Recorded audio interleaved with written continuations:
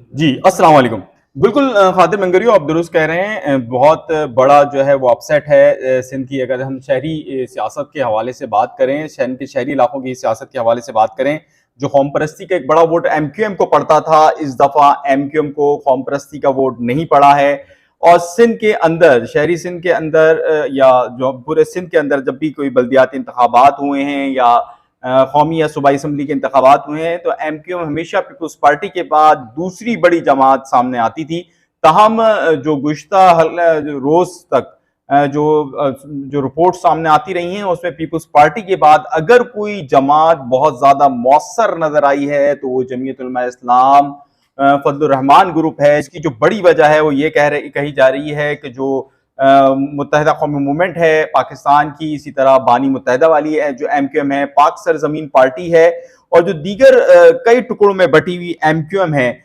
उसका जो रवायती वोट था वो वोट था महाजिर वोट, और वो वोट अब तकसीम हो गया है। इस तकसीम के बायस इस दफा हम देख रहे हैं कि जिस तरह हमने इससे कबल बात की थी कि यानी 240 में जो है वो वोट नहीं पड़ा था, और टीएलपी से 50 वोटों से और 100 वोटों से जो जीत मिली थी एमक्यूएम को, उसके हवाले से भी लोग तंजन कहते हैं कि वो जो सिस्टम थोड़ा सा हैंग हुआ था तो उसमें उनको ये वोट पड़ गए।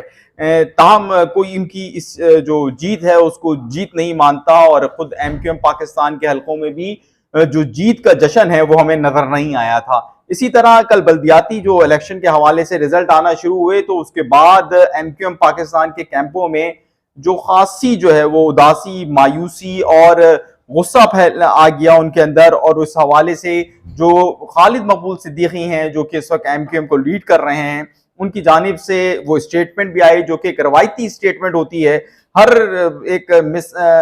मिसहैप के बाद या हर किसी धचके के बाद वो देते हैं कि हमको लड़ना आता है और हम लड़ सकते हैं, और हम लड़ नहीं रहे तो इसका मतलब ये नहीं कि हम लड़ना भूल गए हैं। तो इसी तरह की उनकी जानिब से वो स्टेटमेंट भी आई। तमाम जो नताइज के हवाले से हैं अगर हम बात करें, तो मैं एक बात आपको बताऊं कि गुज़श्ता रात एक तकरीब में मेरी जो पाकिस्तान पीपल्स पार्टी के रहनुमा हैं सईद गनी, उनसे मुलाकात हुई तो वो बहुत खुश नजर आ रहे थे। उन्होंने मुझे देखते ही बोला कि पीपल्स पार्टी पूरे सिंध में व्हाइट वॉश कर रही है। मैंने उनसे उस वक्त भी पूछा कि क्या शहरी सिंध के जो अभी जो हो गए नवाब शाह उधर, तो क्या सूरत हाल आपके सामने आई है? नवाब शाह शख्तर है, टंडो अलायार है, टंडो जाम है, तो जहां पे एमक्यूएम कहीं ना कहीं मार्जिन लेती रही, तो उनका ये कहना था कि अब वहां पर सिर्फ हमारा दौर है। और उसके अलावा उनको ये कहना था कि कुरंगी के जो नताइज हुए थे यानी 240 के, उसमें उनका कहना था कि पीपल्स पार्टी ने साबित किया है कि यहां से उनको अच्छा वोट पड़ा है, और मुस्तकबिल में जितने भी अभी इलेक्शन होंगे और खुसूसी तौर पर बल्दियाती इलेक्शन, उसमें उनका ये दावा है कि वो एक बड़ा जो है वो अपसेट करेंगे। तो अब देखिए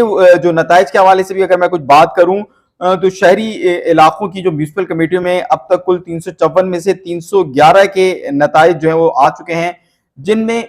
पीपुल्स पार्टी 244 नशस्तों पर कामयाब रही है। उसके बाद जो है वो जीडीए है जो दावा कर रहे हैं कि 22, और आजाद उम्मीदवारों में 20 आजाद जो उम्मीदवार हैं, इसके हवाले से भी एक बड़ी बात ये सामने आ रही है कि जो आजाद उम्मीदवार हैं इसमें बहुत से ऐसे आजाद उम्मीदवार हैं जो मुस्तकबिल में मुत्तहिदा कौमी मूवमेंट से जुड़े रहे, और माजी में मुत्तहिदा कौमी मूवमेंट से जुड़े रहे, मुस्तकबिल में भी और हाल में भी उनके बहुत से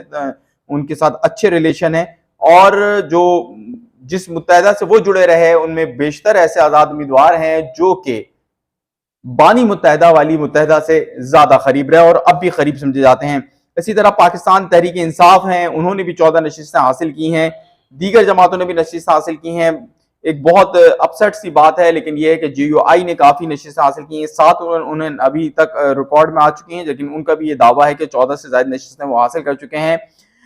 इसके बाद अगर हम बात करें एमक्यूएम की, तो हम बात करें एमक्यूएम ने मीरपुर खास, सक्कर, नवाब शाह समेत सिंध के कई शहरी इलाकों में अपने मजबूत वोट बैंक के बावजूद वो नहीं जो है वो जीत सकी है। मैं इधर आपको जो है वो उर्दू न्यूज के जैन अली का भी हवाले से भी कहूँ कि उनकी भी अगर आपको इस हवाले से मजीद कुछ हकायक जानने हैं तो उनकी भी आप रिपोर्ट पढ़ सकते हैं। उन्होंने भी बहुत अच्छी रिपोर्ट जो है सिंध के बल्दियाती इंतखाबात के हवाले से लिखी है, मैंने भी वो पढ़ी है, मैं उससे बहुत मुत्तफिक हूँ, क्योंकि उसमें भी ये बात उन्होंने बताई है कि सिंध के जो बल्दियाती इंतखाबात हैं उसके में जो है एमक्यूएम जो है उसका जो लूज किया है उसमें बड़ी वजह जो है वो बानी मुत्तहिदा की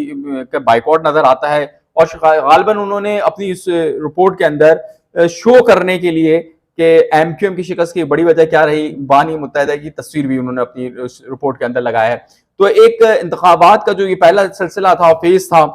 इसमें तो एमक्यूएम अपने धड़ेबंदियों की वजह से नाकाम नजर आई और शायद यही वजह है कि डॉक्टर फारूक सत्तार ने गुज़िश्ता रोज भी ये बात की है कि लोगों का अगर मिल बैठे नहीं, महाजिर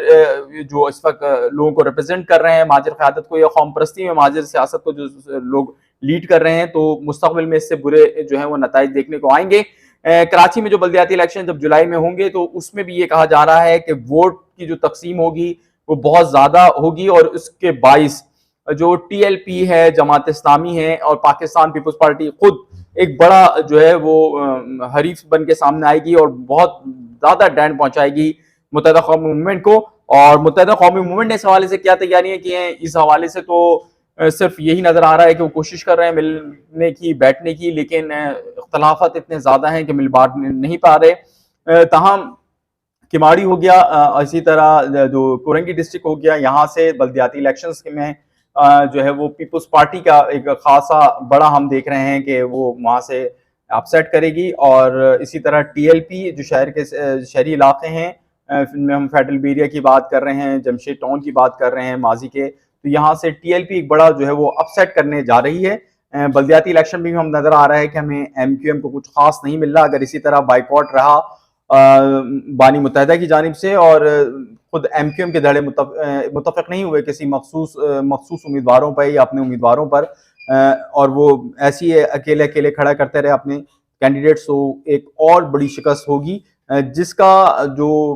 हम ब्यूरोक्रेसी में जो बैठते हैं तो ब्यूरोक्रेसी कहती है कि इसका बड़ा नुकसान जो है वो शहर कराची को भी होगा, क्योंकि जो वहाँ के मुकामी लोग अगर इलेक्शन नहीं जीतेंगे तो एक बड़ा जो शहर के तरक्याती काम है उसमें हिस्सा वो नहीं डाल सकेंगे। अब तक के लिए हम इतना ही करते हैं और अब जैसे जैसे इसमें मजीद अपडेट आएगी वो भी आपको बताते रहेंगे।